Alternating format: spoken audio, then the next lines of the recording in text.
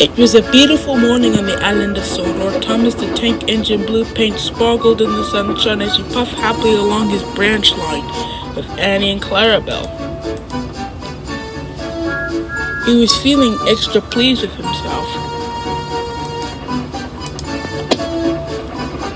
"Hello, Thomas," whistled Percy. "You look splendid." "Yes, indeed," boasted Thomas. "Blue is the only proper color for an engine." "Oh, I don't know. I like my brown paint," said Toby. "I always been green. I wouldn't want to be any other color either," added Percy. Well, anyway," huffed Thomas. "Blue is the only proper color for a really useful engine. Everybody knows that." Percy said no more. He just grinned at Toby. Later, Thomas was resting when Percy arrived. A large hopper was filling his trucks filled with coal. Thomas was still being cheeky. "Watch out for those silly cars," he said. Go on," muttered the cars. "And by the way," went on Thomas, "those buffers aren't look very safe to me."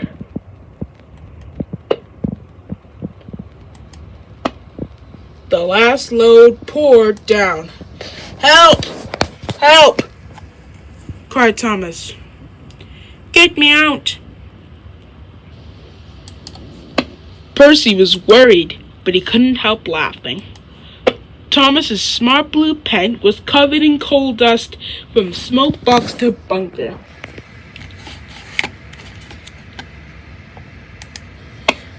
"Ha ha!" chuckled Percy. "You don't look really useful now, Thomas. You look really disgraceful." "I'm not disgraceful," choked Thomas. "You did that on purpose. Get me out." It took so long to clean Thomas that he wasn't ready in time for his next train. Toby had to take Annie and Clarabelle.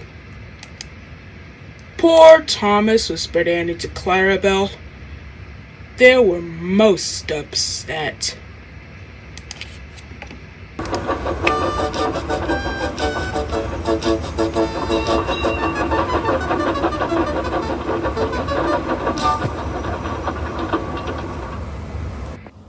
Thomas was grumpy in the shed that night. Toby thought it a great joke, but Percy was cross with Thomas for thinking that he made his paint dirty on purpose. Fancy! A really useful blue engine like Thomas becoming a disgrace to Sir Topham Hatt's railway.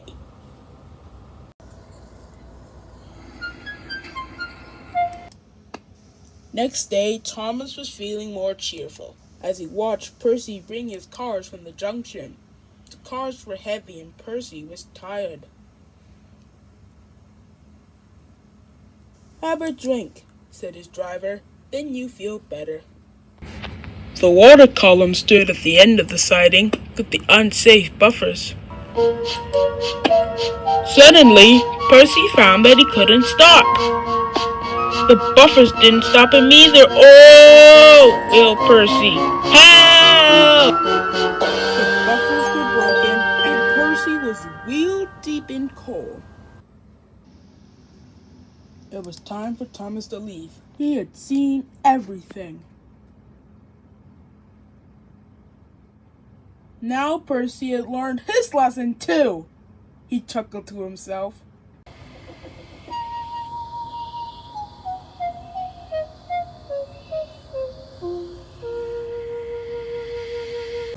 That night the two engines made up their quarrel. "I didn't cause our accident on purpose, Thomas," whistled Percy. "You do know that, don't you?" "Of course," replied Thomas, "and I'm sorry I was cheeky. Your green paint looks splendid again, too. In future, we'll both be more careful of coal."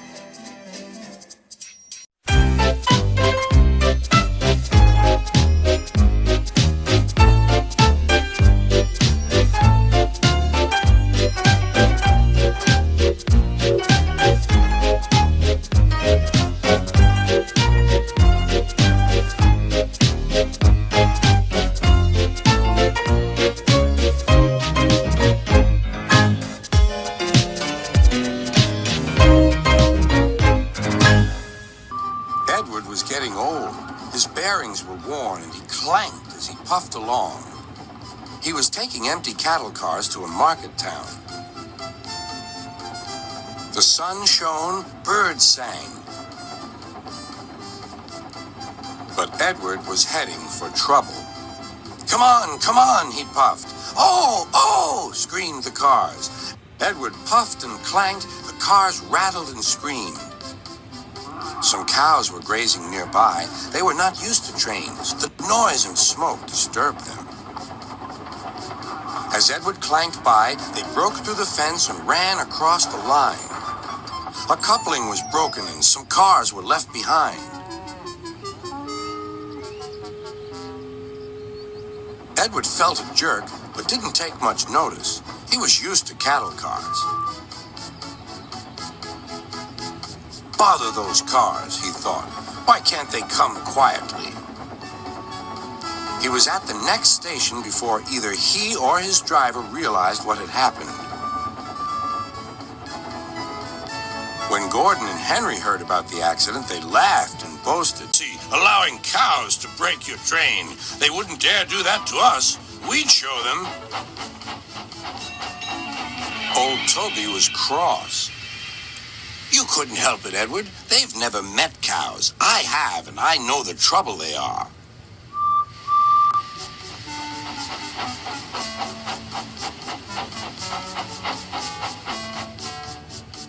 Some days later, Gordon rushed through Edward's station.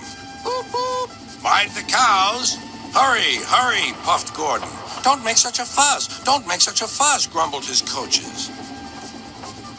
A long stretch of line lay ahead. In the distance was a bridge. It seemed to Gordon that there was something on the bridge. His driver thought so too. Whoa, Gordon, he said and shut off steam. Phew, said Gordon. It's only a cow. Shoo, shoo. He moved slowly onto the bridge, but the cow wouldn't shoo. She had lost her calf and felt lonely. Bleh, she said sadly. Everyone tried to send her away, but she wouldn't go. Henry arrived.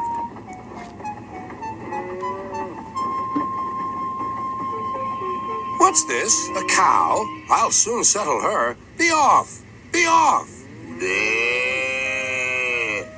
Henry backed away nervously. I don't want to hurt her.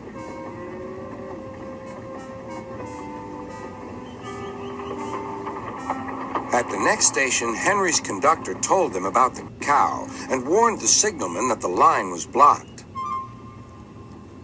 That must be Bluebell, said the porter. Her calf is here, looking for her mother. Percy will take her along.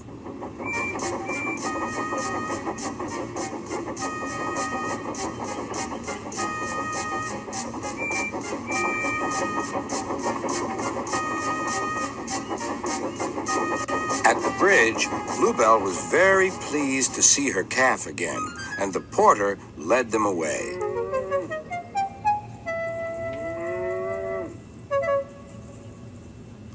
Not a word. Keep it secret, whispered Gordon and Henry to each other. They felt rather silly, but the story soon spread.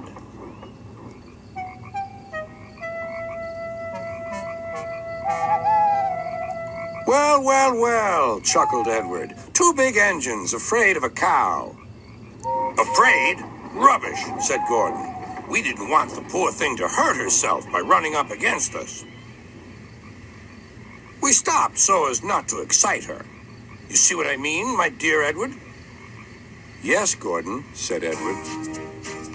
Gordon felt somehow that Edward saw only too well.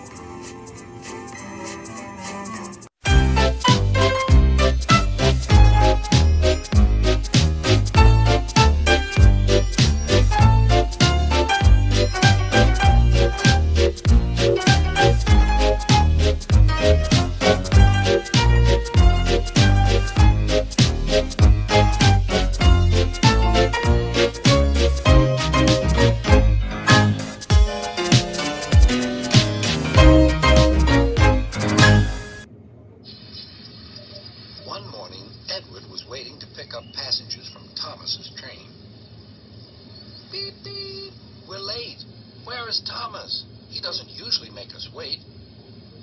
Oh, dear, what can the matter be? Sang the fireman. Johnny's so long, and never you mind about Johnny, laughed the driver. Just you climb on the cab and look for Thomas.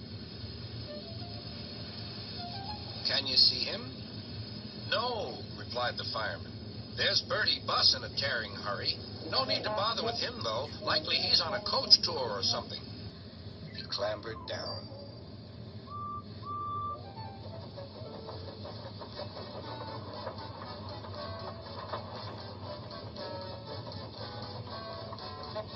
Stop! Stop! I've got Thomas's passengers, wailed Bertie, roaring up to the gates. It was no good. Edward was gone. Bother, said Bertie. Bother Thomas's fireman not coming to work today. Why did I promise to help the passengers catch the train?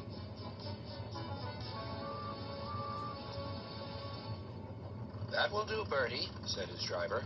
A promise is a promise, and we must keep it.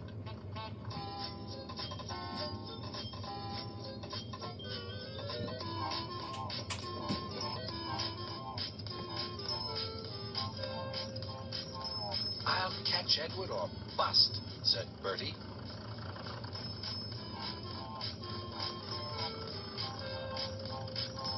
Oh, my gears and axles, he groaned, toiling up the hill. I'll never be the same bus again. Hooray, hooray, I see him, cheered Bertie as he reached the top. Oh, no, Edward's at the station. No, he stopped at a crossing. Hooray, hooray. Bertie tore down the hill.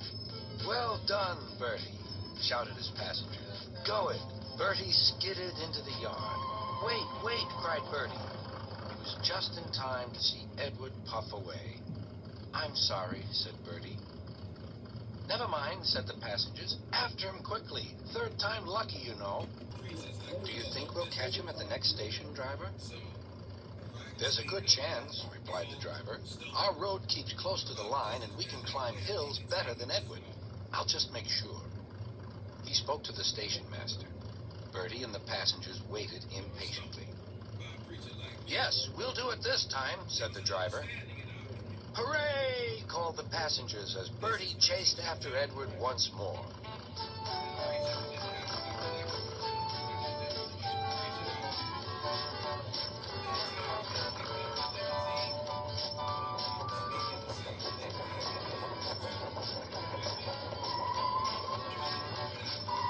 This hill is too steep. This hill is too steep, grumbled the coaches as Edward snorted in front.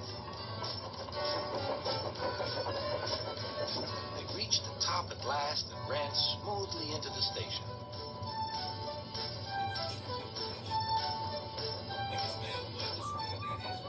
Beep, whistled Edward. Get in quickly, please. The conductor blew the whistle, and Edward's driver looked back. But the flag didn't wave. Then he heard Bertie. Everything seemed to happen at once, and the station master told the conductor and driver what had happened. I'm sorry about the chase, Bertie, said Edward. My fault, replied Bertie. Late at Junction, you didn't know about Thomas's passengers? Beep, beep. Goodbye, Bertie. We're off, whistled Edward. 3 cheers for Bertie, called the passenger. Bertie raced back to tell Thomas that all was well.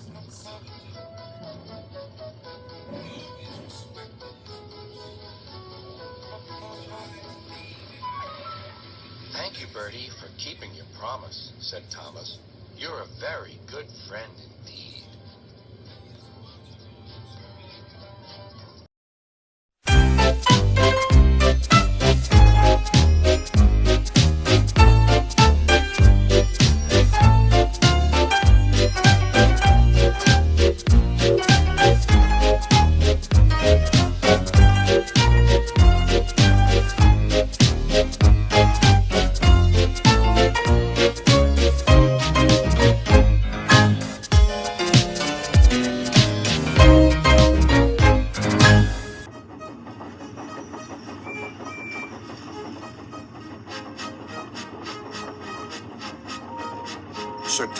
Dad works his engines hard, but they are very proud when he calls them really useful.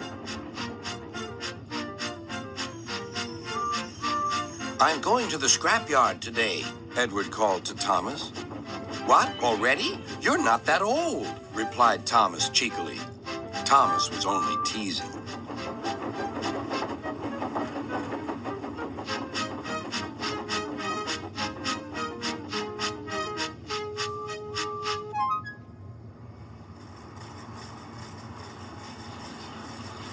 The scrapyard is full of rusty old parts and machinery.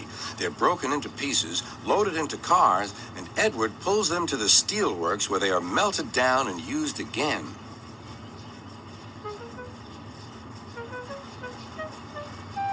Today, there was a surprise waiting for Edward in the yard. It was a traction engine. Hello, said Edward. You're not broken and rusty. What are you doing here? I'm Trevor. They're going to break me up next week. What a shame, said Edward. My driver says I only need some paint, polish, and oil to be as good as new, but my owner says I'm old-fashioned. Edward snorted. People say I'm old-fashioned, but I don't care. Sir Topham Hatt says I am a useful engine. What work did you do? My owner would send us from farm to farm.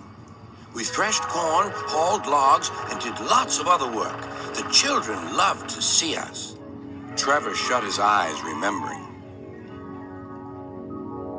Oh, yes, I like children. Edward set off for the station. Broken up, what a shame. Broken up, what a shame. I must help Trevor. I must. He thought of all his friends who liked engines, but strangely, none of them would have room for a traction engine at home. It's a shame, he hissed. Then, beep, beep. Why didn't I think of him before? There on the platform was the very person.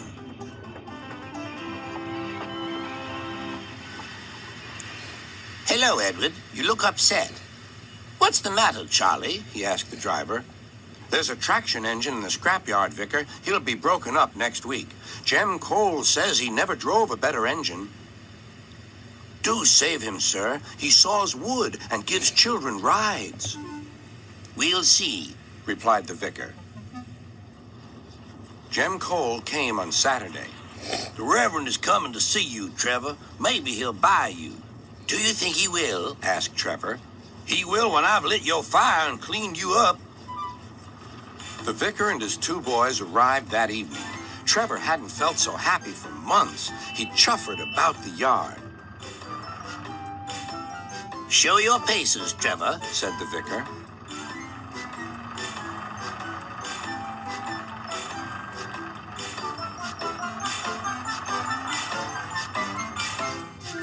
Later, he came out of the office smiling. I've got him cheap, Jem, cheap. Do you hear that, Trevor? Cried Jem. The Reverend saved you, and you'll live at the vicarage now. Beep, beep, whistled Trevor. Now Trevor's home is in the vicarage orchard, and he sees Edward every day.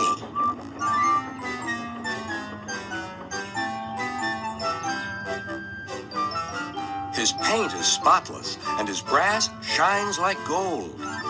Trevor likes his work, but his happiest day is the church fair. With a wooden seat bolted to his bunker, he chuffers round the orchard, giving rides to children.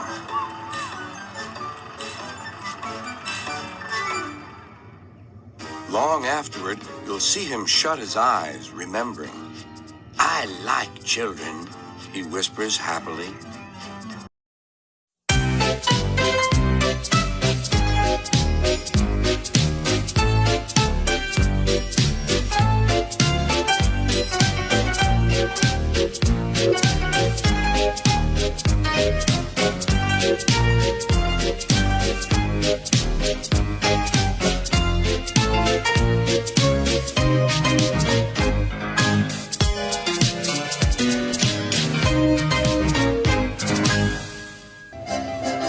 One day, Henry wanted to rest, but Percy was talking to some engines. He was telling them about the time he had braved bad weather to help Thomas. It was raining hard. Water swirled under my boiler. I couldn't see where I was going, but I struggled on. Oh, Percy, you are brave. Well, it wasn't anything really. Water's nothing to an engine with determination. Tell us more, Percy. What are you engines doing here? Hissed Henry. This shed is for Sir Topham Hatt's engines. Go away. Silly things, Henry snorted.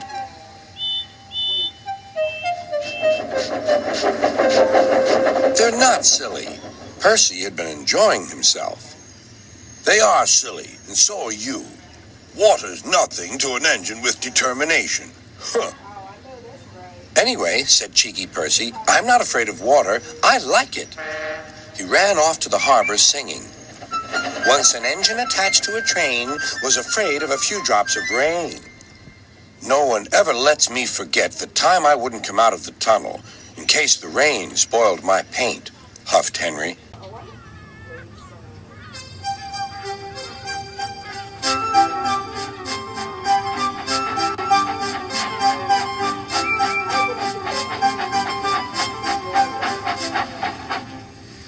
Thomas was looking at the board on the key. Danger. We mustn't go past it, he said. That's orders. Why? Danger means falling down something, said Thomas. I went past danger once and fell down a mine. I can't see a mine, said Percy. He didn't know that the foundations of the quay had sunk. The rails now sloped downward to the sea. Stupid board, said Percy. He made a plan. One day, he whispered to the cars, will you give me a bump when we get to the quay? The cars had never been asked to bump an engine before. They giggled and chattered about it. Driver doesn't know my plan, chuckled Percy. On, laughed the cars. Percy thought they were helping. I'll pretend to stop at the station, but the cars will push me past the board. Then I'll make them stop. I can do that whenever I like. Every wise engine knows you cannot trust freight cars. Go on, they yelled and bumped Percy's driver and fireman off the footplate. Ow, said Percy, sliding past the board. Percy was frantic. That's enough!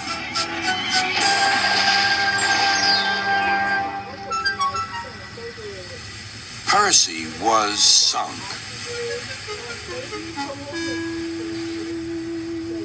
You are a very disobedient engine. Percy knew that voice. Please, sir, get me out, sir. I'm truly sorry, sir. No, Percy, we cannot do that till high tide. I hope it will teach you to take care of yourself. Yes, sir. It was dark when they brought floating cranes to rescue Percy. He was too cold and stiff to move by himself.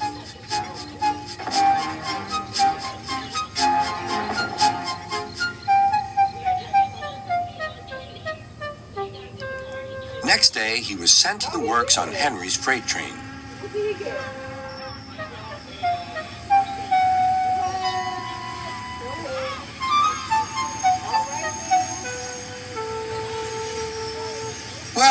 Well, chuckled Henry. Did you like the water? No. I am surprised. You need more determination, Percy. Water's nothing to an engine with determination, you know. Perhaps you will like it better next time. Percy is quite determined that there won't be a next time.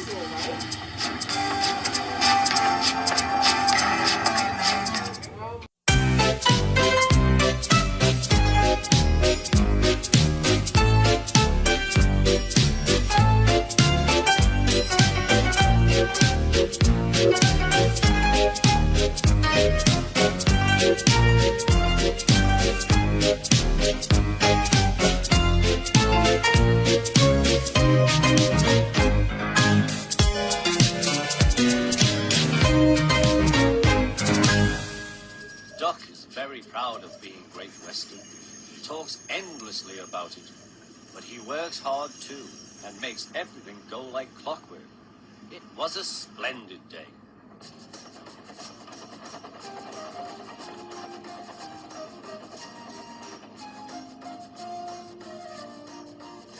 cars and coaches behaved well.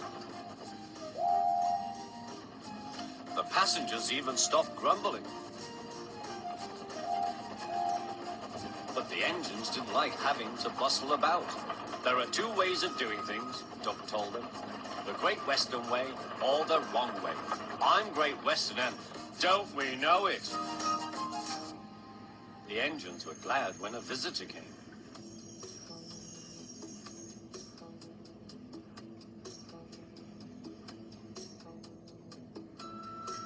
He purred smoothly towards them. Sir Topham Hatt introduced him. Here is Diesel. I have agreed to give him a trial. He needs to learn. Please teach him, Duck.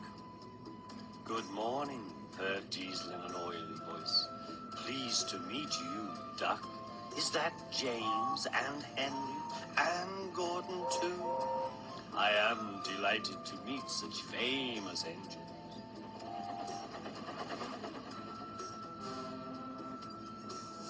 The silly engines were flattered. He has very good manners, they murmured. We are pleased to have him in our yard. Duck had his doubts. Come on, he said. Diesel purred after him. You're worthy, Top. Sir Topham Hatt to you, ordered Duck. Diesel looked hurt. Your worthy Sir Topham Hatt thinks I need to learn. He is mistaken. We Diesels don't need to learn. We know everything. We come to a yard and improve it. We are revolutionary. Oh, said Duck, if you're ever thingamy, perhaps you would collect my cars while I fetch Gordon's coaches. Diesel, delighted to show off, purred away. When Duck returned, Diesel was trying to take some cars from a siding. They were old and empty. They have not been touched for a long time. Diesel found them hard to move. Pull! Push! Backwards! Forwards! Oh-wee! Oh-wee! The cars groaned. We can't! We won't! Duck watched with interest. Diesel lost patience. Grr, grr, he roared. Gave a great heave. The cars jerked forward. Oh, oh, they screamed. We can't, we won't. Some of their brakes snapped, and the gear jammed in the sleepers. Arr, grr, oh, ha, ha, ha, chuckled Duck. Diesel recovered and tried to push the cars back, but they wouldn't move. Duck ran quietly round to collect the other cars. Thank you for arranging these, Diesel. I must go now. Don't you want this lot? No, thank you. Diesel gulped. And I've taken all this trouble. Why didn't you tell me? You never asked me. Besides, said Duck, you were having such fun being Rev whatever it was you said. Goodbye. Arr, grr. Oh. Diesel had to help the workmen clear the mess. He hated it. All the cars were laughing and singing at him. Cars waiting in the yard, tackling them with Diesel. Show the world what I can do, gaily boasts the Diesel. In and out he creeps about like a big black weasel. When he pulls the wrong cars out, up goes the Diesel. Growled Diesel, scuttled away to sulk in the shed.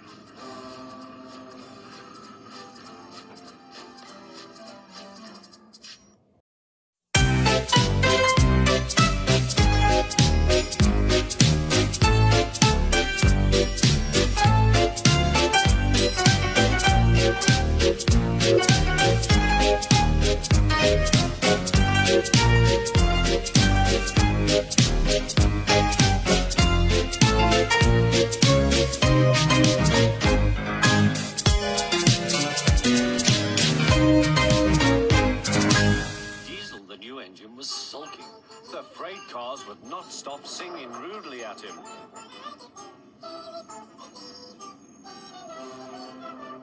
Duck was horrified. Shut up, he ordered and bumped them hard. I'm sorry our cars were rude to you, Diesel. Diesel was still furious. It's all your fault. You made them laugh at me. Nonsense, said Henry. Duck would never do that. We engines have our differences, but we never talk about them to the cars. That would be disgraceful, said Gordon. Disgusting, put in James. Despicable, finished Henry. Diesel hated Duck. He wanted him to be sent away, so he made a plan. He was going to tell lies about Duck. Next day, he spoke to the cars. I see you like jokes. You made a good joke about me yesterday. I laughed and laughed. Duck told me one about Gordon. I'll whisper it.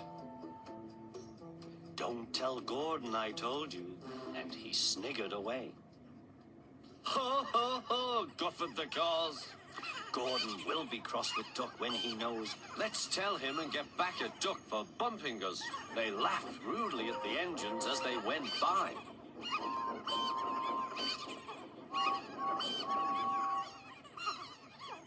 Soon Gordon, Henry, and James found out why. Disgraceful, said Gordon. Disgusting, said James. Despicable, said Henry. We cannot allow it. They consulted together. Yes, they said. He did it to us. We'll do it to him and see how he likes it. Duck was tired out.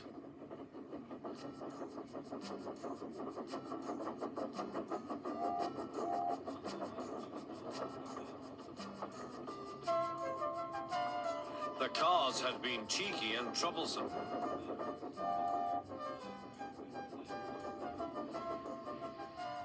He wanted a rest in the shed.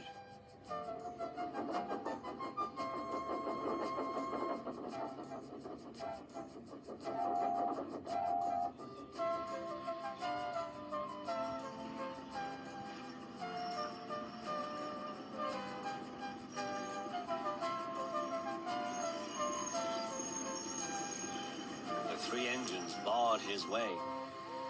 Whoosh! Keep out. Stop fooling, said Duck. I'm tired. So are we, hissed the engines. We are tired of you. We like Diesel. We don't like you. You tell tales about us to the cars. I don't. You do. I don't. You do. Sir Topham Hatt came to stop the noise. Duck called me a galloping sausage, spluttered Gordon. Rusty red scrap iron, hissed James. I'm old Square Wheels, fumed Henry. Well, Duck? Duck considered. I only wish, sir, he said gravely, that I'd thought of those names myself, if the dome fits.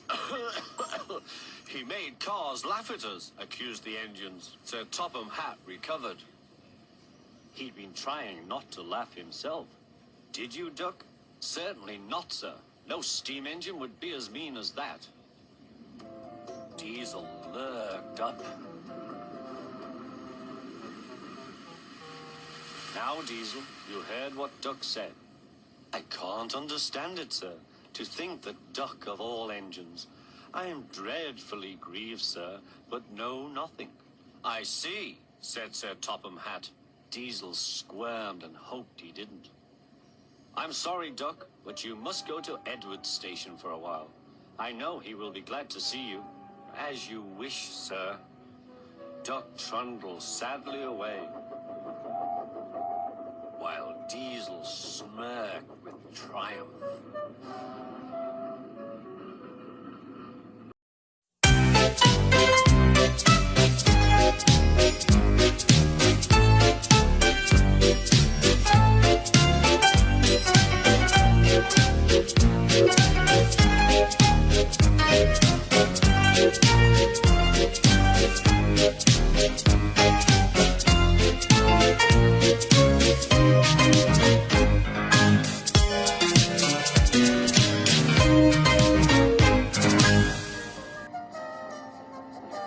Duck, the Great Western engine, puffed sadly to Edward's station.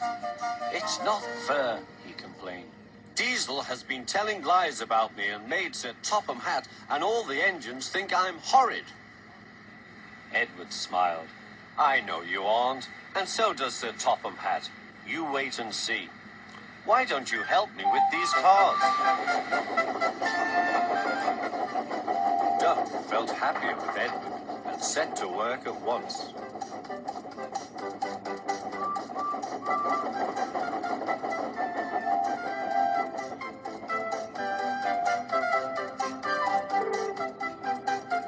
The cars were silly, heavy, and noisy. The two engines had to work hard, pushing and pulling all afternoon. At last they reached the top of the hill.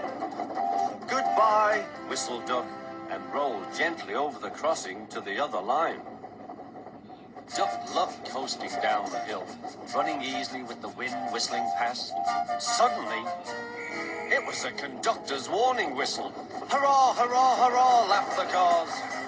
We've broken away, we've broken away. Chase him, bump him, throw him off the rails, they yelled. Hurry, Duck, hurry, said the driver. They raced through Edward Station, but the cars were catching up. As fast as we can, then they'll catch us gradually. The driver was gaining control. Another clear mile and we'll do it. Oh, glory, look at that. James was just pulling out on their line from the station ahead. Any minute there could be a crash. It's up to you now, Duck, cried the driver. Duck put every ounce of weight and steam against the cars. It's too late, Duck groaned and shut his eyes.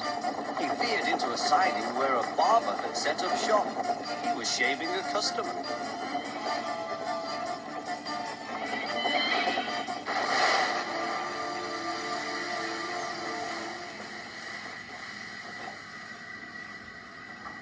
The silly cars had knocked their conductor off his van and left him far behind after he had whistled a warning.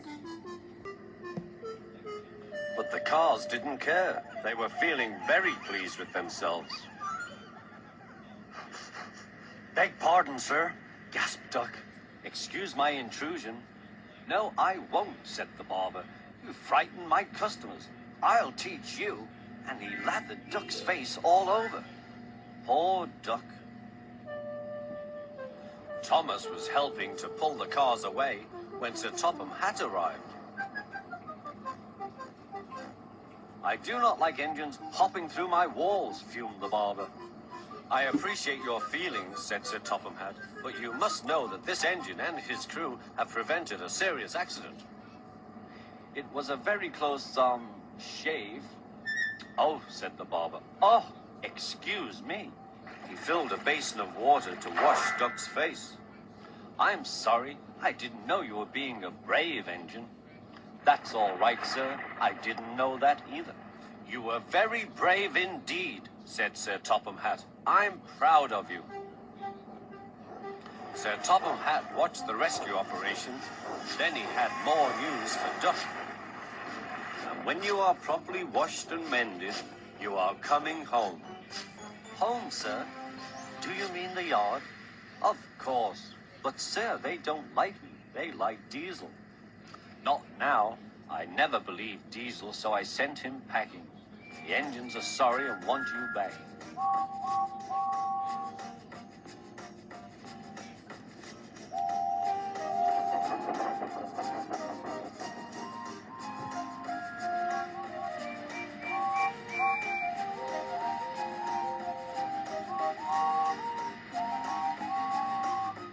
A few days later, when he came home, there was a really rousing welcome for Duck, the Great Western Engine.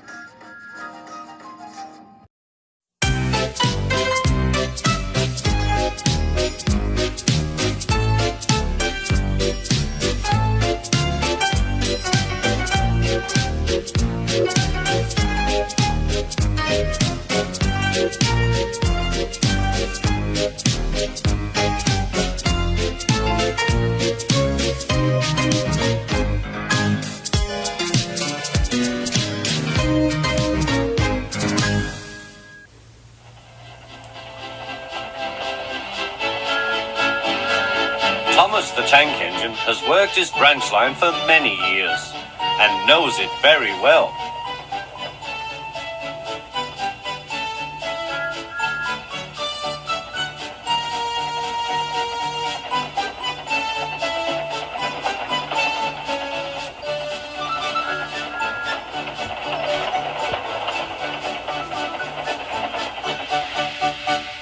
know just where to stop, Thomas, laughed his driver. You could almost manage it without me. Thomas had become conceited. He didn't realize his driver was joking. Later, he boasted to the others. Driver says I don't need him now. Don't be so daft, snorted Percy. I'd never go without my driver, said Toby earnestly. I'd be frightened. Huh, boasted Thomas. I'm not scared. You'd never dare. I would then. You'll see. The next morning, the firelighter came. Thomas drowsed comfortably as the warm spit through his boiler. Percy and Toby were still asleep. Thomas suddenly remembered. Silly stick in the mud, he chuckled. I'll show them. Driver said I could manage without him. I'll just go out. Then I'll stop and wheesh. That'll make them jump. Thomas thought he was being clever. Really, he was only moving because a careless cleaner had meddled with his controls. He soon found his mistake. He tried to whee, but he couldn't. He tried to stop, but he couldn't. He just kept rolling along. He didn't dare look at what was coming next. There was the station master's house. The station master was about to have breakfast. Horrors! Cried Thomas, and shut his eyes. The house rocked. Broken glass tinkled. Plaster was everywhere. Thomas had collected a bush on his travels. He peered into the room through its leaves. He couldn't speak. The station master was furious. His wife picked up her plate. You miserable engine, she scolded. Just look what you've done to our breakfast. Now I shall have to cook some more. She banged the door. More plaster fell. This time it fell on Thomas. Thomas felt depressed. Workmen propped up the house with strong poles and laid rails through the garden. Meanwhile, Donald and Douglas arrived.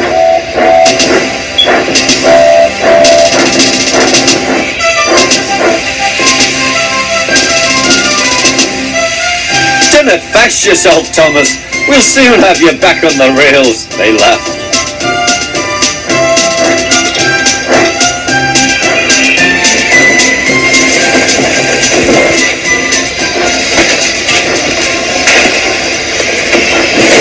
Donald and Douglas, puffing hard, managed to haul Thomas back to safety. Bits of fencing, the bush, and the broken window frame festooned his front, which was badly twisted. The twins laughed and left him. Thomas was in disgrace. There was worse to come. You are a very naughty engine. I know, sir. I'm sorry, sir. Thomas's voice was muffled behind his bush. You must go to the works and have your front mended. It will be a long job. Yes, sir. Meanwhile, a diesel rail car will do your work. The diesel, sir? Thomas spluttered. Yes, Thomas. Diesels always stay in their sheds till they are wanted. Diesels never gallivant off to breakfast in station masters' houses.